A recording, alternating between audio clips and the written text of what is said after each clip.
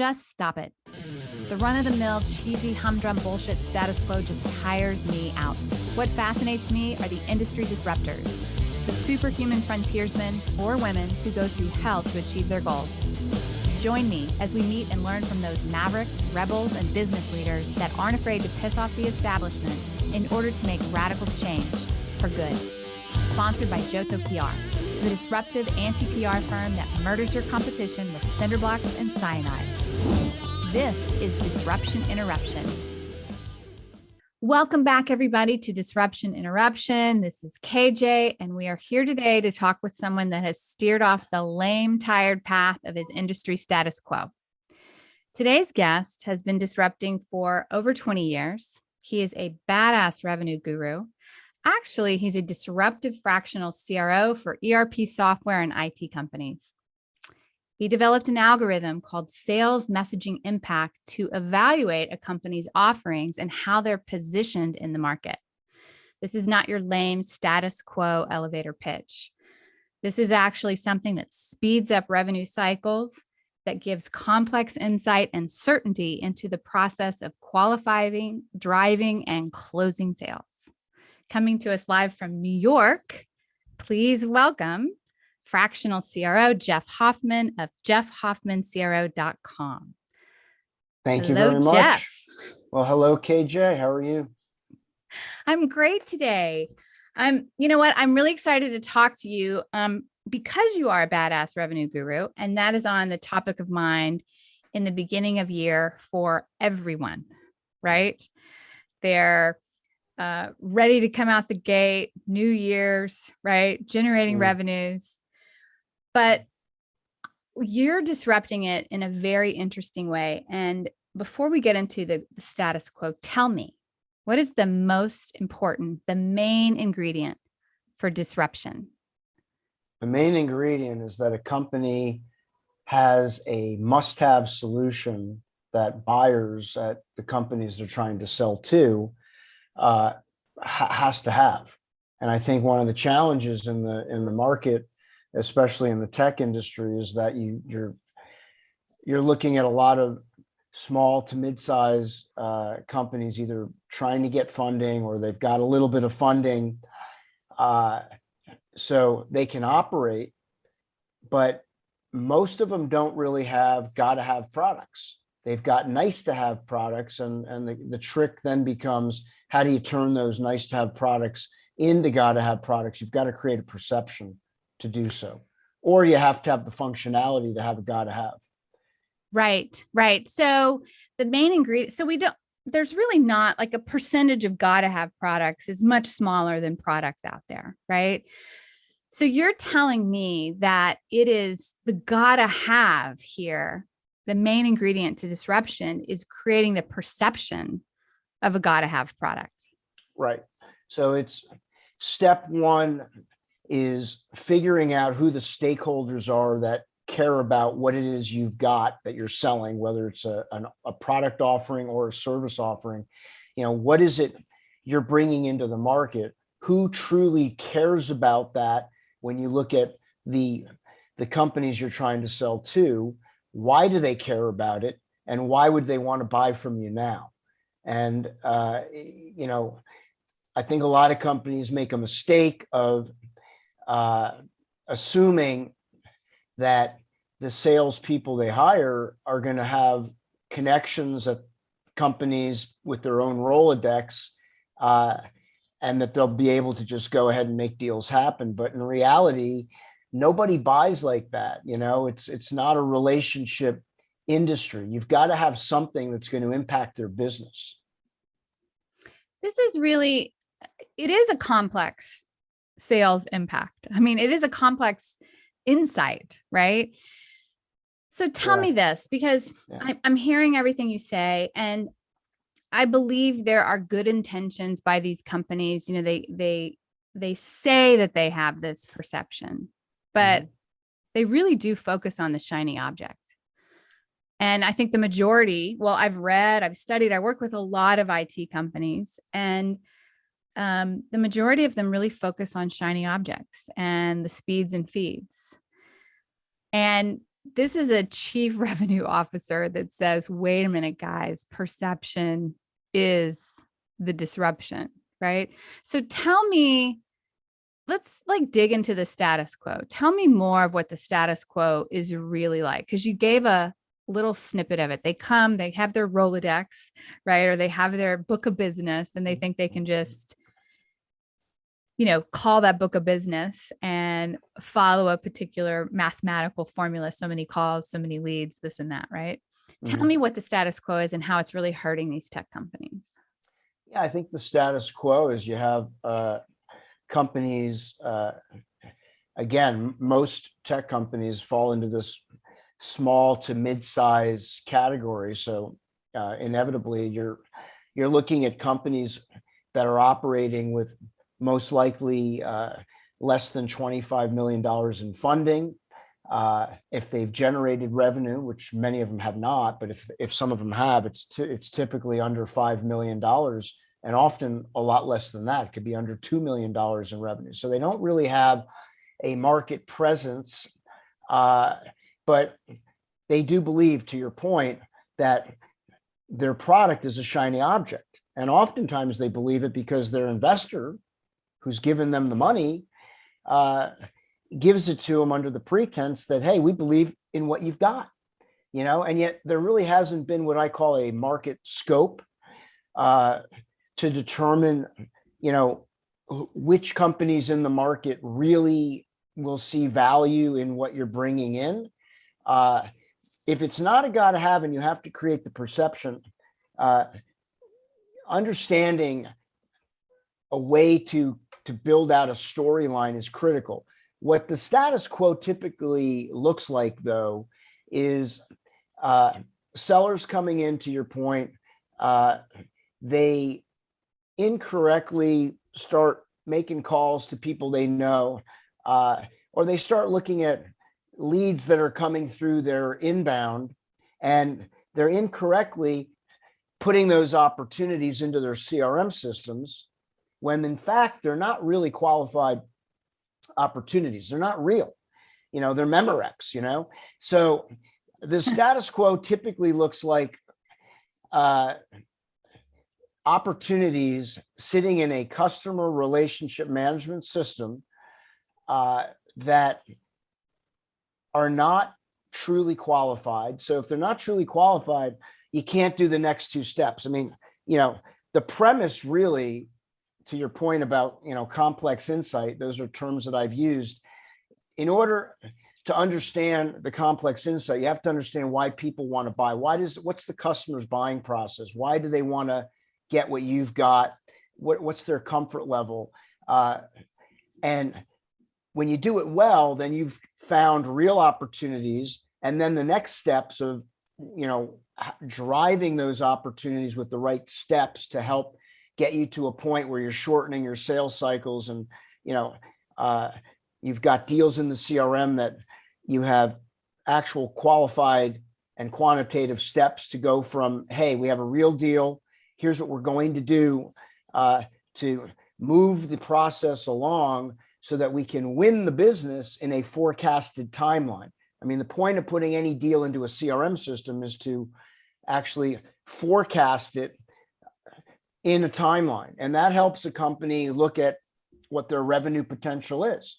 So if that's incorrect, everybody really loses. The investor loses because they think the CRM's full of real deals. And the CEO of the company loses because they're hoping it's real too. But the status quo is often 80-90% of those deals are not real. So you end up in a reactive mode oftentimes in these companies where the sellers feel like they don't have the support to really get real deals, because they haven't done that step one, which is to create the perception that you've got something that stakeholders really need. Yeah, that's really very interesting. And everything you're saying is what I have been seeing from a very objective exterior point of view, right? Not really being able to correctly articulate it like you have, right? But, it's very interesting that you say that the investors give them this hope because they're funding them based on this, shiny object, right? Let's just call it shiny object for lack of better words. But I also know that investors, well, at least the venture capitalists and private equity funds, that companies that we work with, they're really interested in perception as well, thought leadership, right? They invest a lot into not just the technology, but the CEO, right? Who's going to be the thought leader? And I think a lot of these tech companies that get funded, they get thrown into this world where they realize, probably not priority what you're talking about, but they need some sort of perception in the market. And they don't really understand this. And so they revert back to what they do know, which is the technology product. Correct. Yeah. I mean, you're an interesting CRO in the sense that you back it up all the way almost to earlier than marketing, into the public opinion realm before. And you're saying that there is no market scope. Well, I mean, look, I think a lot of companies don't invest in a market scope. A market scope is usually pretty expensive if you really hire the research companies that know how to do it correctly. And it's not a guarantee for success, but it'll give you data points that will enable you to go out and test the market more efficiently. And and unfortunately, a lot of these companies, to your point, they're run by people who get anointed to be CEOs primarily because they developed the product. And then the investor, whether it's venture capital money or private equity money, they're investing in a programmer who developed the product, and they want that person to commercialize it and operationalize it and bring it into the market, which is really a business acumen skill set. And most of these programmer product subject expert type people who get anointed into these CEO roles, they're lacking the communication skills that are necessary and the business acumen that's necessary to understand process as opposed to just product. And so they take a very knee-jerk approach, oftentimes, from what I've seen in my 30 years of being in the industry. It's a knee-jerk approach. They hire sellers. They expect those people to just get out there and make it happen. They haven't done proper setup with the right messaging to entice stakeholders to truly want to spend time and understand what they've got.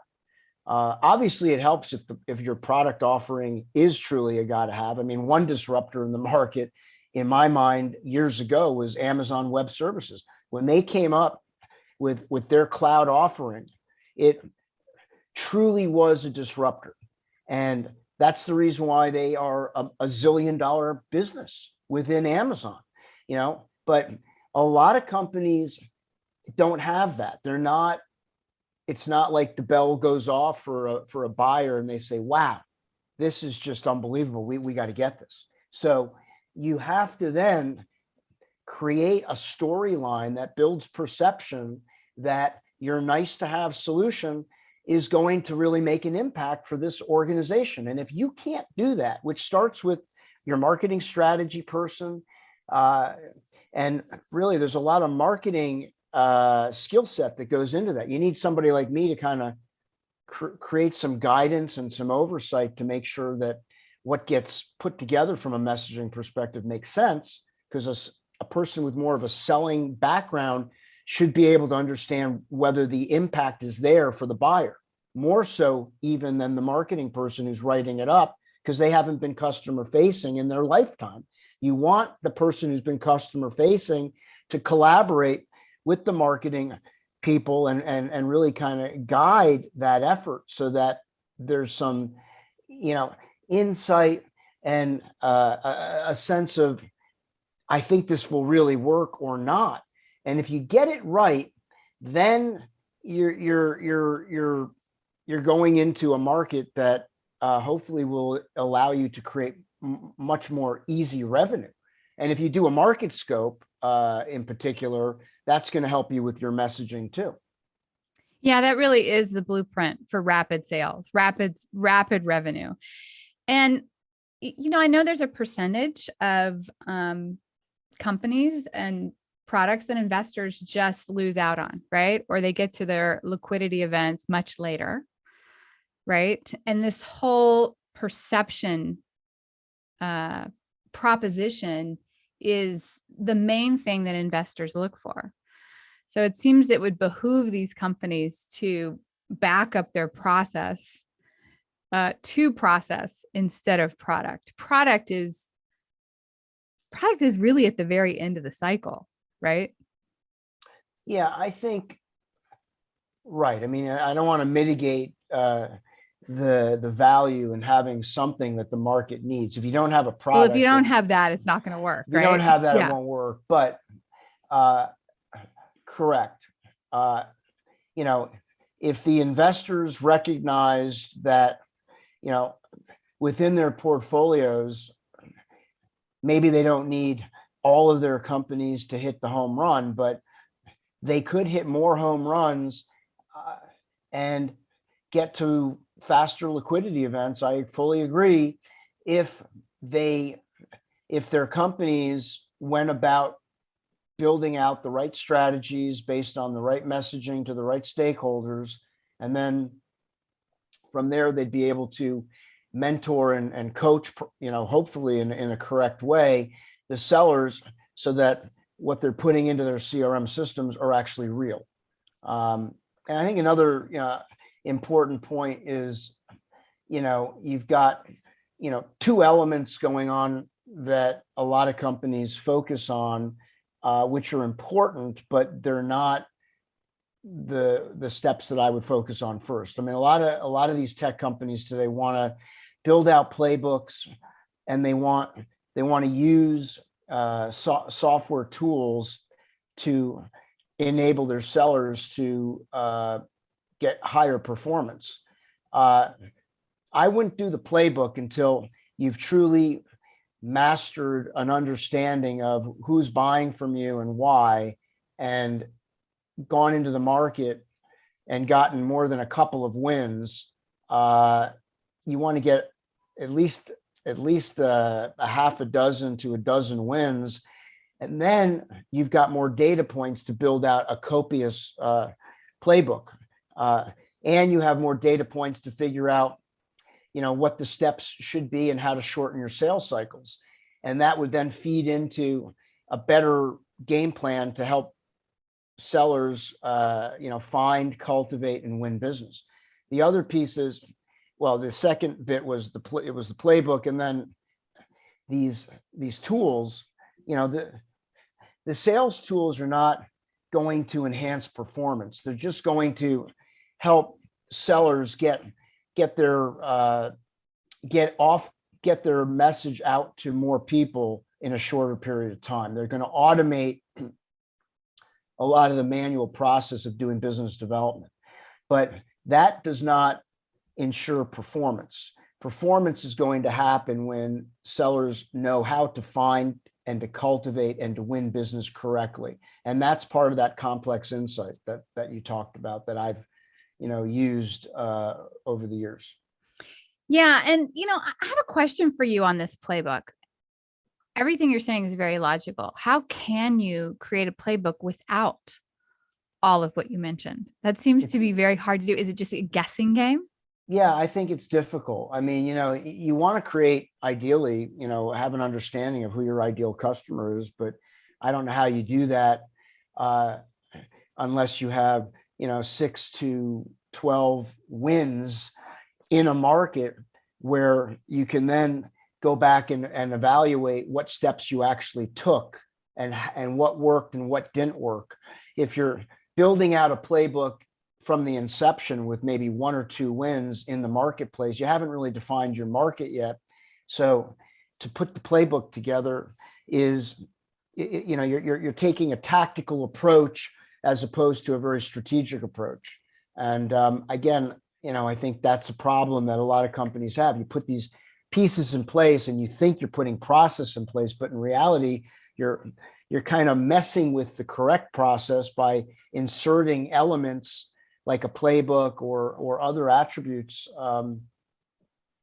that may trip people up because you haven't really defined your market well enough yet. You need to get those wins. You need to dip in and test, and you can't put the cart before the horse, Yeah, that makes total sense. And so what happens to these tech companies that don't do it this way? What is the ugly? You're telling me the good, the bad. What's the ugly? Yeah. Well, it's a great question. I mean, the equation of funding to operating is kind of an interesting one in terms of case studies. What's a bit nebulous is some of these companies can operate for relatively longer periods of time than you would expect the company that's not generating enough revenue, because they've gotten an infusion of cash from their investor. And if the investor is still making money off of a specific investment fund that might have multiple companies in it, they might not create a dire situation for that particular company that's not generating or increasing annual recurring revenue straight away. They might let that company kind of percolate and carry on for an artificially inflated period of time. But at some point, those companies have to start producing. If they don't, the ugly would be that, it just dissipates and they go away. Yeah, we've seen this all too often. Or sometimes you might be able, as an investor, to sell the technology still, even if the company has not been performing at a level that you'd expect, but you're still generating some logos, meaning you're still bringing in some new companies to use the technology. You might use that to somehow create some kind of event and sell the technology off if you're the investor. But at the end of the day, the ugly is really to the employees of the companies, because they're not going to have longevity. That is the ugly, because then they have to go out and find another job. They're going to get fired, and they're going to be looking for new jobs. And this happens a lot. It's a cowboy industry, unfortunately, because of that. That's a really interesting soundbite. It's a cowboy industry. That creates a lot of ill will in the terms of public opinion. Yeah. Well, look, it's one of those industries where if you hitch the right train, you're gonna do quite well. I mean, if you're a customer facing person and you hitch the right train with a company that may actually have a gotta have solution, or they have leadership in place that infuses all of the right elements to support their organizations and set people up for success, then everything goes smoothly. But that's a very small percent. So, and that's the percent of companies that you hear about. That's what gets talked about is the winners. But there are a lot of losers in the industry. And I guess the only positive side is there's always another company popping up, because these investors look at the tech industry as a great segment in terms of where to put their money. So there's always a lot more companies coming around the corner. So there's always opportunity being created for, worker bee level people, whether they're sellers or they've got different roles. There's always going to be opportunity, but a lot of these opportunities are short-lived, and that's sad. And it could be changed if process was put in place correctly. Yeah, you're exactly right. It could be changed. And this is what I've been seeing. I mean, I've interviewed a lot of disruptors. We work with a lot of disruptors. And one thing that I have noticed is that in the age of data, There is an ability to create algorithms and processes that take luck out of the equation and create systematic, again, processes to allow companies to be successful, right? And this is another avenue of this. And this is something you've been seeing over 20, 30 years, putting this together. Who are the early adopters of this type of, disruption, of really focusing on the perception first? Yeah, I mean, I think one of the companies that did a really good job of creating perception, and they did follow it up with products that worked, but they were very meticulous about how they went to market back in the 90s when they were a hot flying company. It was a company I worked for, which was Oracle. Oracle back in the early days when, enterprise software was kind of coming on the horizon, they were very clever and they were buttoned down. I mean, I learned a lot of good sales acumen being a sales guy at Oracle. I remember working for someone who said to me, Jeff, the three questions you always have to ask yourself is, why is this person interested? Why would they want to buy from us? Why would they be interested in it firstly, but why would they buy from us? And why would they want to get it from us now?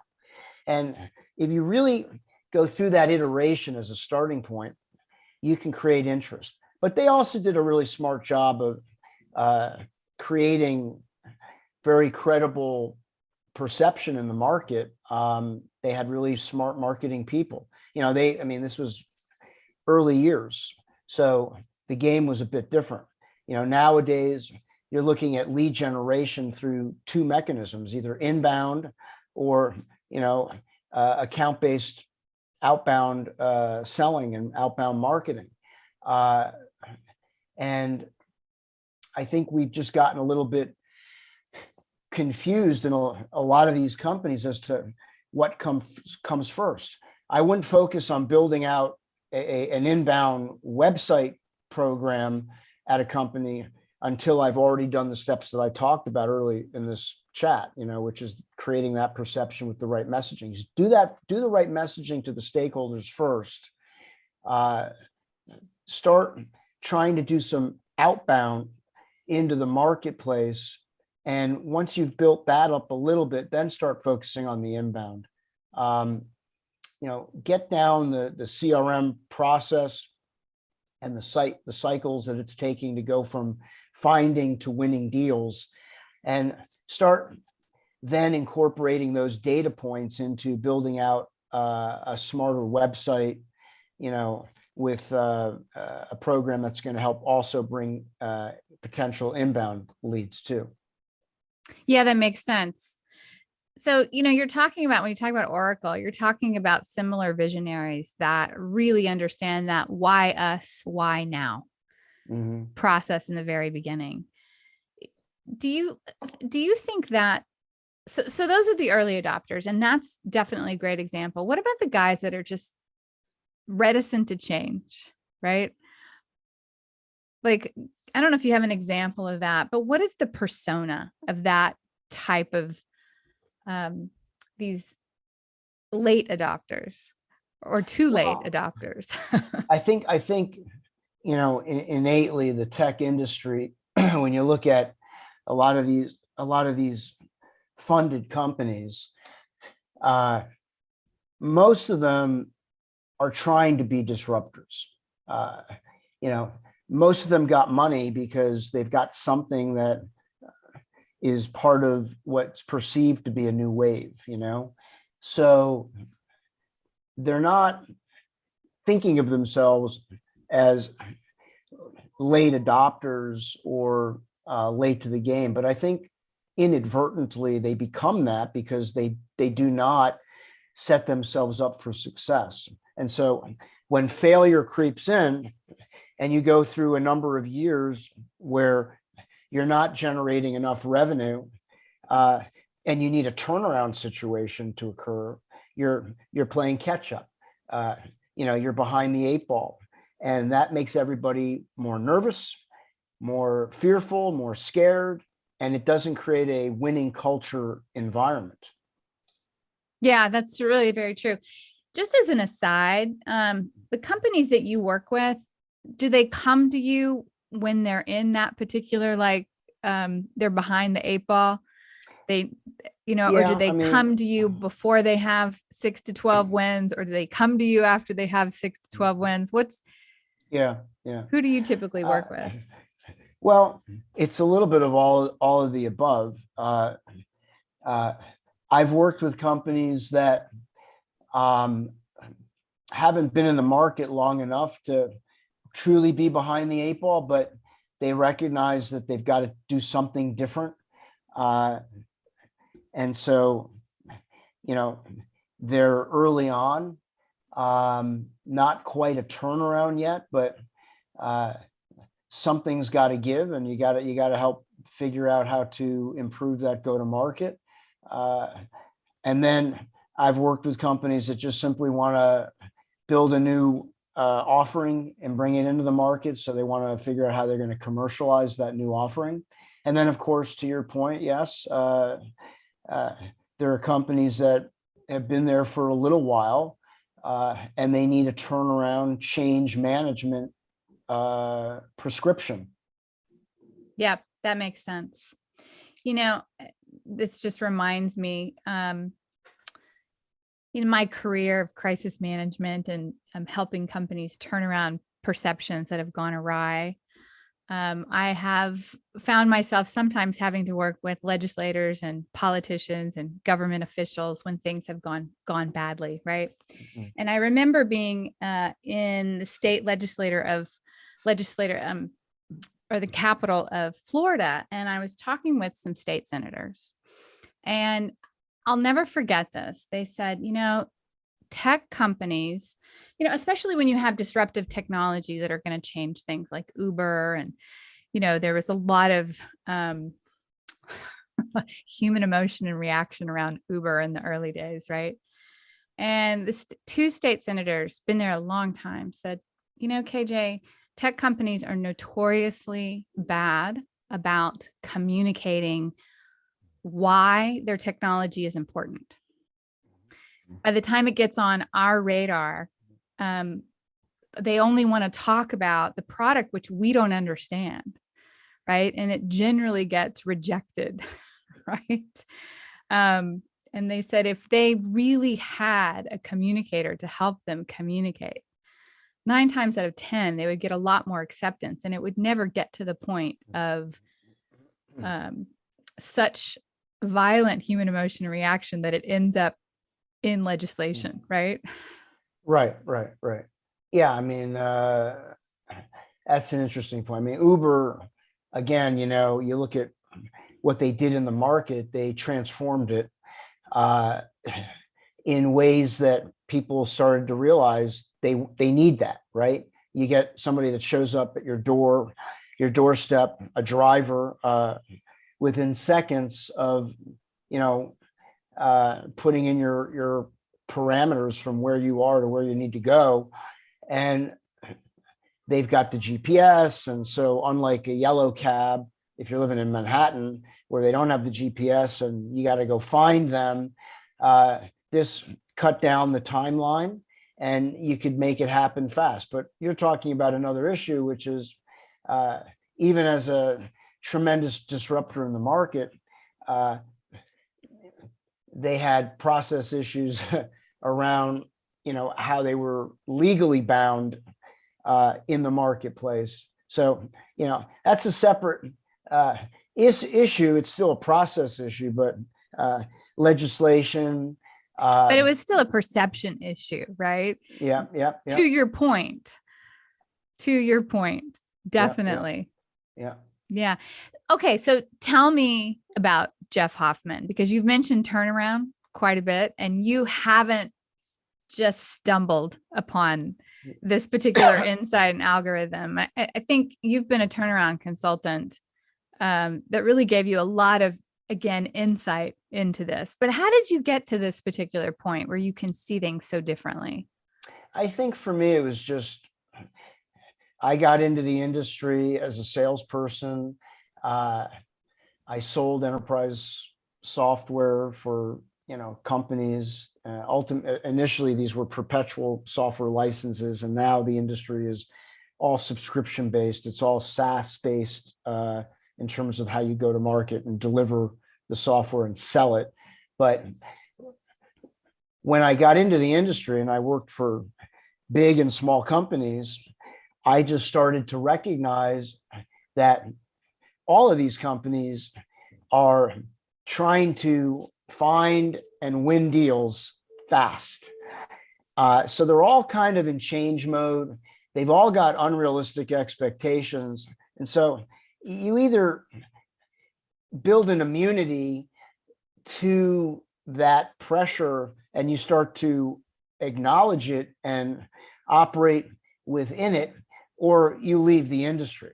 And I just started to recognize that I've got to figure out these products that I'm selling quickly. And I've got to figure out how I'm going to bring in real deals fast. And then when I got into management and ran sales at 3 different fintech software companies, they were all in change mode. 2 of them were based in Europe. One of those companies was looking for an exit, and they needed to build out North America quickly so that they could achieve that goal of selling the company. The other one was a turnaround scenario where they had only a very small amount of revenue being generated in North America. They wanted to get that sorted out because they were being acquired by an investor firm. So they had to figure out what's going wrong here and how do we fix it. And I was also at a big company in between those 2 that was a turnaround scenario where they wanted me to really figure out how to make salespeople better. And I guess through all of this, I started to analyze different skills or qualities or characteristics that would help create the impact that these companies needed. And much of that is turning around failed situations, but some of it is just increasing market share. And, some of the key components is you've got to simplify complexity. You have to know where to look. You need to know where the problems exist, both on building strategy and then on executing it. You have to have an innate appreciation for where are the drains and how to unclog those drains. But when you understand that conceptually, you can codify these processes, which is ultimately what I tried to accomplish over the years, so that I could help infuse more dynamic approaches to finding, cultivating, and winning deals, which all these companies need to make money, and the more they make, the happier they are. That's true. That's music to my ears when you say codify, because it's very technology based. I mean, when you look at the root definition of technology, it's a codified body of knowledge that can be applied, right? We often think of it as hardware and software and so forth, but still you're taking this change mode turnaround thing, you're simplifying the complexity, you codified it, and you made it into a process that is technology based. Yeah, that's badass. Oh, thank you. Yeah, you're welcome. So what do you do outside of creating rapid revenues? Do you have any crazy passions? We have this awesome Cannondale bike behind you, but what are your crazy passions? Yeah, I mean, I like to exercise. I like to eat. I took up cooking during COVID. I think I'm a pretty good cook, actually.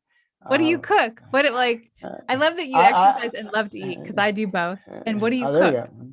So, for me, it's kind of similar to the way I approach what I do. I thought about the principles of cooking. It's boiling, sauteing, and baking. And I want to eat protein. So I'm eating chicken, pork, steak, salmon, shrimp. And I just decide how I'm going to cook it. I have a cast iron skillet, which I highly recommend. It's a game changer because of the way it cooks meat, right? It is like an inversion. You put a piece of chicken or a steak or a beautiful pork chop in a cast iron skillet, and you saute. You're cooking from the inside, not from the outside in, but from the inside out.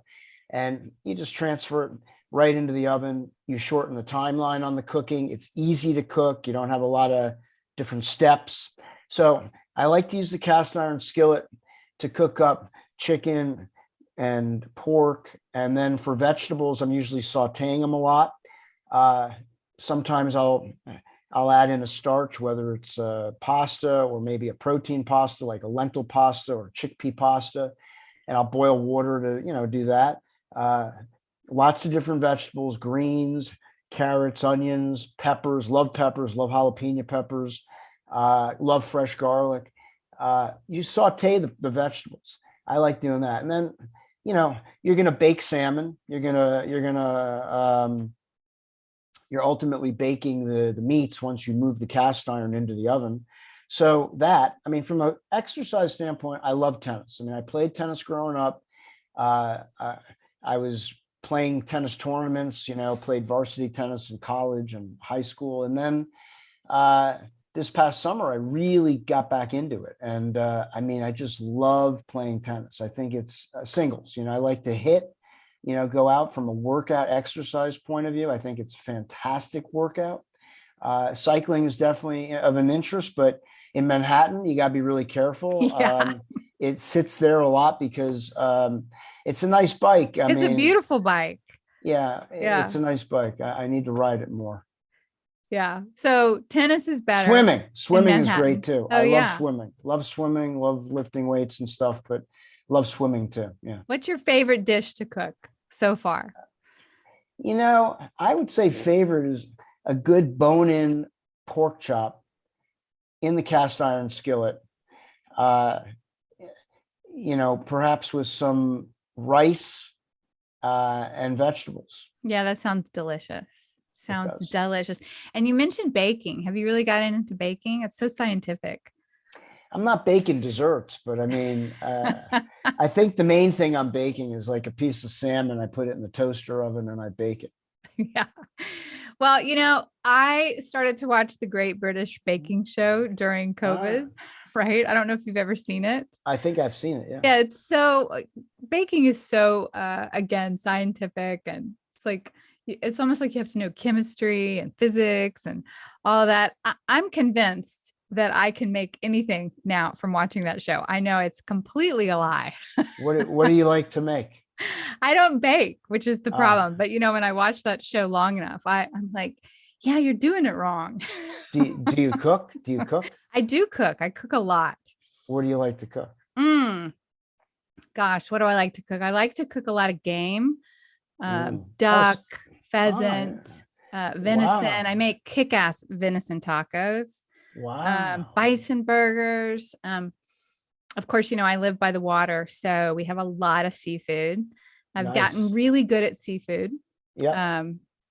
What's your favorite? Oh gosh, it could be trout, it could be sea bass, it could be snapper, you name it. Shrimp. Yeah. Yeah. Sounds good. I love shrimp.